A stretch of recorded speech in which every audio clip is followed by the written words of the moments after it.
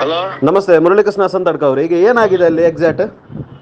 ಅವು ಅಲ್ಲ ನನಗೆ ಏ ಭಾಷಣಕ್ಕೆ ಹೋಗ್ಲಿಕ್ಕೆ ಅವಕಾಶ ಕೊಡ್ತಾ ಇಲ್ಲ. ಓಕೆ ಯಾರು ಕಾರಣ ಅಂತ ಹೇಳ್ತಾ ಇಲ್ಲ. ಓಕೆ ಪೊಲೀಸ್ ಗಾಡಿಯಲ್ಲಿ ಬರ್ಬೇಕು, ನಾವು ಪೊಲೀಸ್ ಗಾಡಿಯಲ್ಲಿ ಬರ್ಲಿಕ್ಕೆ ಕಳ್ರಲ್ಲ ಇದಲ್ಲ ಅಂತ ಹೇಳಿದೀವಿ. ಓಕೆ. ಹಾಗೆ ಈಗ ನಮ್ ಗಾಡಿಯಲ್ಲಿ ಎಲ್ಲೋ ಕರ್ಕೊಂಡು ಹೋಗ್ತಾ ಇದಾರೆ. ಈಗ ಏನು ಕಾರ್ಯಕ್ರಮ ಮುರಳೀಕೃಷ್ಣ ಅವರೇ? ಈ ರಾಜ್ಯದಲ್ಲಿ ದೇಶದ್ರೋಹಿಗಳೇನು ಪಾಕ್ಪರ ಘೋಷಣೆ ಕೂಗಿದ್ದಾರೆ, ಅದನ್ನ ನಿಲ್ಲಿಸಬೇಕು ಅಂತ ಹೇಳಿದೀವಿ. ಓಕೆ ಅದಕ್ಕೆ ಅವರ ದೇಶದ್ರೋಹದ ಕಾನೂನು ಹಾಕಿ ಅವರನ್ನ ಗಡೀಪಾರು ಮಾಡಬೇಕು ಅಂತ ಆಗ್ರಹ ಮಾಡ್ತಾ ಇದೀವಿ. ಓಕೆ ಬಾಂಬ್ ಬ್ಲಾಸ್ಟ್ ಪ್ರಕರಣ ಇರುತ್ತೆ, ಹೋರಾಟ ಮಾಡಬೇಕು ಅಂತ ಪ್ರತಿಭಟನೆಗೆ ಭಾಷಣೆಗೆ ಬರ್ತಾ ಇದ್ವಿ. ಓಕೆ ಆ ಸಂದರ್ಭದಲ್ಲಿ ಈ ರೀತಿಯ ರಾಜ್ಯ ಸರ್ಕಾರ ಇವತ್ತು ಮಾಡ್ತಾ ಇರ್ತಕ್ಕಂಥದ್ದು. ಇವತ್ತು ಓಕೆ. ನಿಮ್ಮನ್ನು ಈಗ ಬಂಧನ ಮಾಡಿದಾರಾ? ಈಗ ಏನಾಗಿದೆ ಎಕ್ಸಾಕ್ಟ್ಲಿ?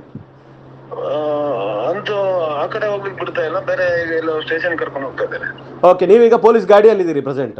ಇಲ್ಲ ಇಲ್ಲ, ಈಗ ನಮ್ಮ ಗಾಡಿಯಲ್ಲಿ, ನಮ್ಮ ಪೊಲೀಸ್ ಗಾಡಿಯಲ್ಲಿ ಬರ್ಲಿಕ್ಕೆ ನಾನೇನು ಕಳ್ಳ ತಳ್ಳಲ್ಲ. ನಾನು ಓಕೆ ಪೊಲೀಸ್ ಇದರಲ್ಲಿ ಬರ್ತಾ ಇದೆ.